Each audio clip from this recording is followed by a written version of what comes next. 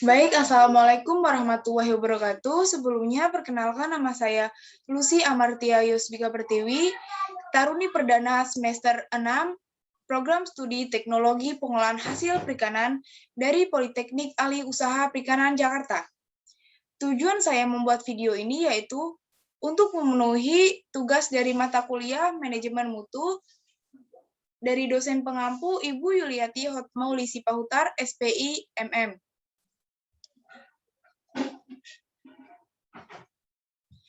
Baik, di sini saya akan menjelaskan materi mengenai GMP dan SSOP.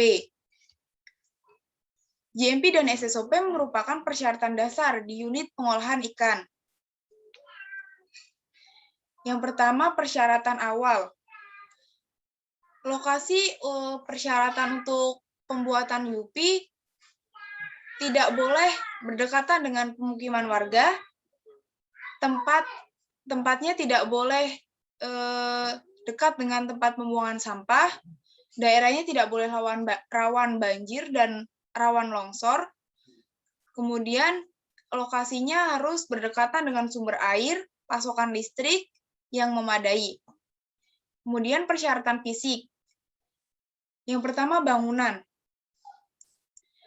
Bangunan harus didesain tata letaknya, harus terhindar dari kontaminasi silang dari luar.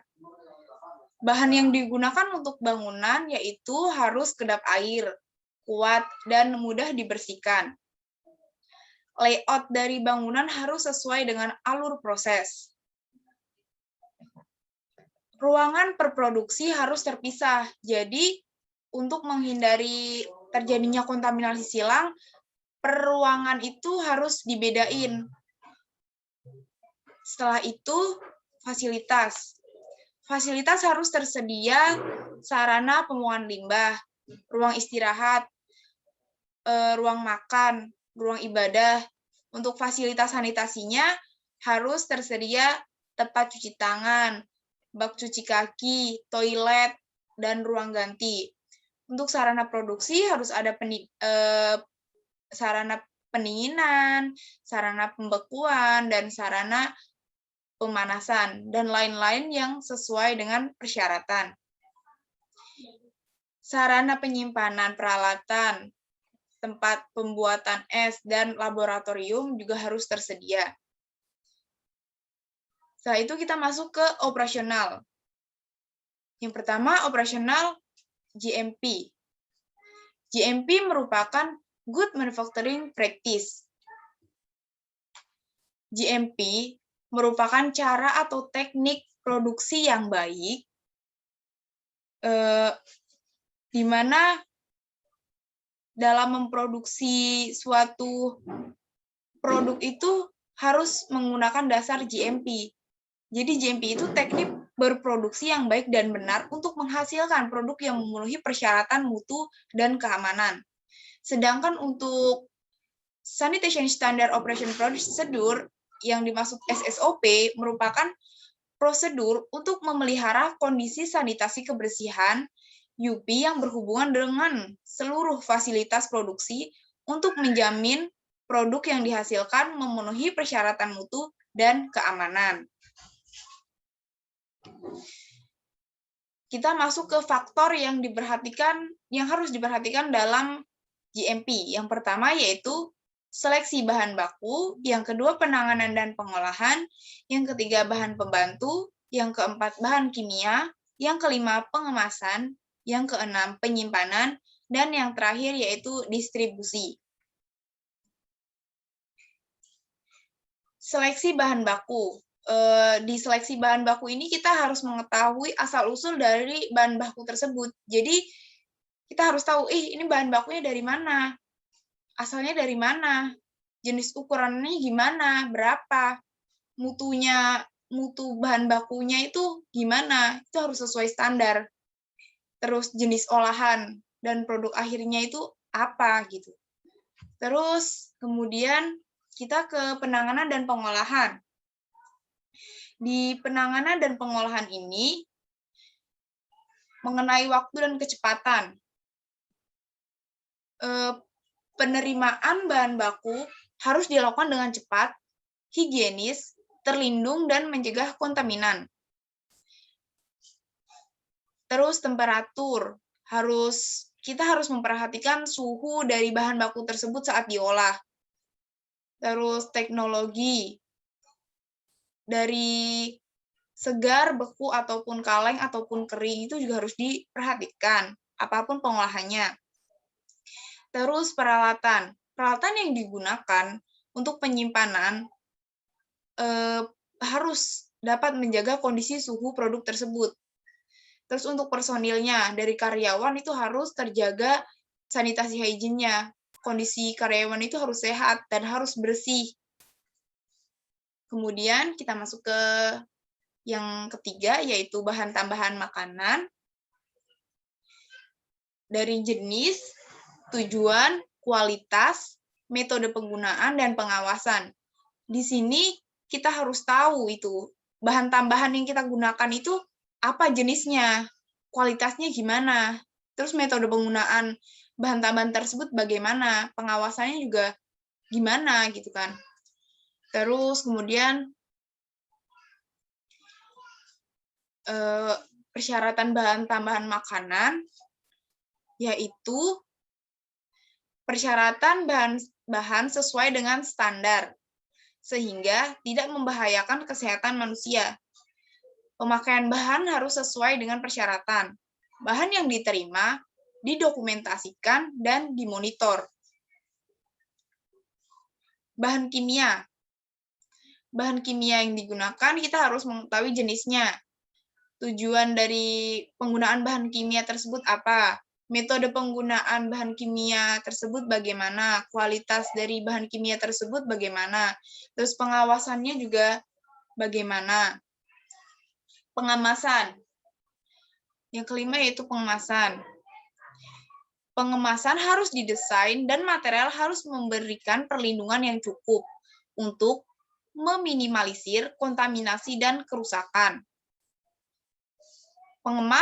Pengemasan harus dapat mengakomodasi pelabelan yang benar, tidak toksik dan aman, sesuai dengan kondisi penyimpanan dan penggunaan. Pengemasan harus kuat, mudah dibersihkan, dan disuci hama. Penyimpanan.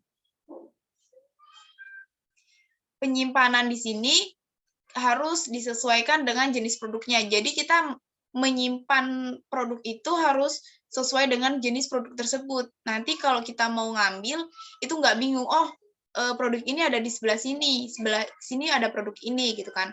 Terus untuk teknik penyimpanannya itu kita disimpan di suhu pusat,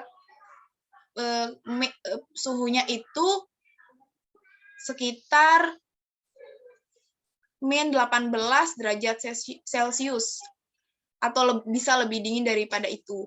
Terus untuk lama penyimpanan, di sini menggunakan sistem first in, first on, di mana barang tersebut masuk pertama di tempat penyimpanan, dan barang tersebut juga yang akan keluar pertama kali.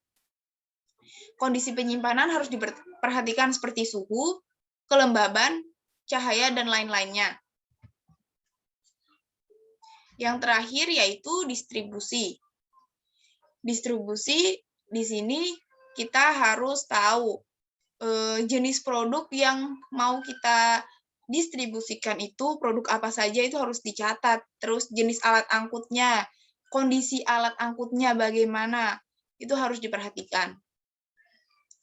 Kemudian kita masuk ke standar sanitation standard operation produk, sanitation standard operation procedure, atau yang biasa disebut dengan SSOP. Di sini ada 8 aspek SSOP. Yang pertama, keamanan air dan es, kondisi dan kebersihan sarana prasarana yang kontak langsung dengan produk. Yang ketiga, pencegahan kontaminasi silang. Yang keempat, pemeliharaan fasilitas sanitasi dan pencuci tangan dan toilet. Yang kelima, pelindungan produk, mengemas, alat dan bahan-bahan kimia dan kontaminan. Dan yang keenam yaitu syarat label dan penyimpanan dan penggunaan bahan toksin yang benar. Yang ketujuh, pengendalian kesehatan karyawan. Dan yang terakhir yaitu pest control.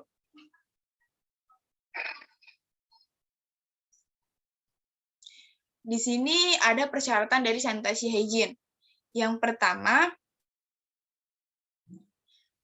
UP harus mempunyai SSOP tertulis dan menerapkannya. UP harus memonitor kondisi dan penerapan SSOP. UP harus melakukan tindakan koreksi segera bila ada penyimpangan kondisi dan penerapan SSOP. Dan yang terakhir, UP harus memelihara rekaman pengendalian sanitasi. Yang pertama yaitu sanitasi keamanan air dan es. Pasokan cukup untuk kegiatan pencucian, proses pembuatan es atau produksi uap. Di sini keamanan air dan es harus diperhatikan. Berapa sih kita memerlukan pasokan air dan es, itu harus kita sesuaikan dengan produksi kita. Terus untuk air dan es kita juga harus tahu kebersihannya, asalnya dari mana. Terus air juga harus dijaga dan dicegah dari terjadinya kontaminasi. Monitoring mutu dan keamanan air pada titik pasokan dan penggunaan. Terus tidak ada hubungan silang antara instalasi air bersih dan air kotor. Yang kedua yaitu kondisi dan kebersihan sarana prasarana yang kontak langsung dengan produk. Permukaan peralatan yang kontak langsung dengan produk itu harus benar-benar dalam kondisi bersih dan hygiene. Jadi seperti peralatan yang digunakan itu harus tidak mudah berkarat dan tidak bereaksi dengan produk. Pakaian kerjanya yang digunakan itu harus dijamin kebersihannya. Wadah yang digunakan itu harus dicuci bersih dan disinfektan menggunakan bahan yang diperbolehkan. Pakaian pekerjaan dicuci setiap hari oleh perusahaan, dan semua peralatan disimpan di tempat yang bersih. Yang ketiga yaitu pencegahan kontaminasi silang. Mencegah kontaminasi produk atau bahan lain dari pabrik. Dan karyawan. Hygiene karyawan termasuk pakaian kerja, aktivitas dan perilakunya, itu juga harus diperhatikan. Terus mencegah kontaminasi produk akhir oleh bahan baku. Terus kondisi sanitasi unit pengolahan dan peralatannya, itu harus diperhatikan juga. Penyimpanan dan perawatan bahan pengemas. Dan yang terakhir, cara dan kondisi penyimpanan produk itu harus dengan benar. Yang keempat, pemeliharaan fasilitas sanitasi, pencuci tangan, dan toilet. Toilet yang digunakan itu, satu toilet hanya bisa digunakan 0 sampai 15 orang. Di dalam toilet harus tersedia sabun dan tisu, ventilasi, dan pintu tidak menyerap air, dijaga kebersihannya. Tempat cuci tangan, harus tersedia bahan pembersih dan pengering. Lokasinya juga harus strategis, mudah dijangkau oleh karyawan. Jumlahnya juga harus cukup. Yang ketiga yaitu bak kaki. Bak kaki konstruksinya harus memadai, kedalamannya cukup atau airnya itu memadai untuk kita cuci footbath itu sendiri. Terus konsentrasi desinfektan. Yang kelima yaitu perlindungan produk, pengemas, alat dari bahan-bahan kimia, dan kontaminan. Produk, bahan pengemas, dan peralatan yang kontak langsung dengan produk harus benar-benar terlindung dari cemaran mikrobiologi, kimia, dan fisik seperti oli, bahan bakar, pestisida, cairan pembersih, sanitizer, untuk peralatan-peralatan yang peralatan dan lantai. Terus yang keenam yaitu persyaratan label, penggunaan, dan penyimpanan bahan kimia berbahaya. Semua bahan kimia, pembersih, dan sanitizer diberi label dengan jelas. Jadi apapun itu, bahan kimia, bahan pembersih, itu harus ada labelnya. Jadi kita tahu, oh ini bahan kimia, oh ini bahan pembersih, oh ini sanitizer. Terus penggunaan bahan kimia, pembersih, dan lainnya, itu harus sesuai dengan persyaratan dan disimpan di tempat khusus dan terpisah. Yang ketujuh yaitu pengendalian kesehatan karyawan. mencegah kontaminasi produk atau bahan lain oleh karyawan. Jadi, untuk menjamin higien karyawan, kita harus memperhatikan nih karyawan yang sakit, seperti sakitnya mungkin yang bisa mengkontaminasi produk seperti batuk, flu, penyakit kulit, dan lainnya. Itu karyawannya harus diistirahatkan. Tidak diperbolehkan untuk masuk ke ruang produksi apalagi bekerja kan. Karena itu dapat menyebabkan kontaminasi pada produk. Terus kondisi kesehatan karyawan itu harus dimonitor setiap saatnya oleh pihak perusahaan. Setelah itu dari hygiene karyawannya. Pakaian kerja yang digunakan karyawan itu harus bersih, warnanya terang, dan menutupi pakaian yang dipakai. Saat di luar ruang proses, harus memakai sepatu, penutup kepala, sarung tangan, itu harus dicek setiap harinya. Terus, tersedia prosedur pencucian pakaian karyawan dan program penggantian. Terus yang ketiga, fasilitas ruang ganti pakaian yang sesuai dengan jumlah karyawan. Ruang ganti yang terpisah untuk karyawan di area high risk. Toilet yang sesuai dengan jumlah karyawan dan keadaannya bersih dan lokasinya di luar pengolahan, sehingga karyawan harus melewati ruang ganti sebelumnya. Kadang fasilitasnya itu seperti shower gitu kan. Terus tempat cuci tangan di fasilitas toilet, dan seluruh titik masuk ke ruang proses. Tidak dioperasikan dengan tangan, air hangat mengalir 40-43 derajat Celcius dan perlengkapannya. Dan yang terakhir yaitu pengendalian pes. Pencegahan pes di lingkungan UP, pencegahan agar pes tidak masuk ke unit proses, mempersiapkan program pemusnahan atau pembasmian pes. Bahaya pes, seperti lalat dan kecoa, itu dapat menyebabkan adanya sumber Salmonella, Staphylococcus, Shigella, dan bakteri lainnya. Kalau pes rodentia itu juga dapat menimbulkan sumber Salmonella dan parasit. Kalau burung, itu juga dapat menimbulkan Salmonella dan Listeria. Jadi pest control itu harus tersedia dan efektif diterapkan.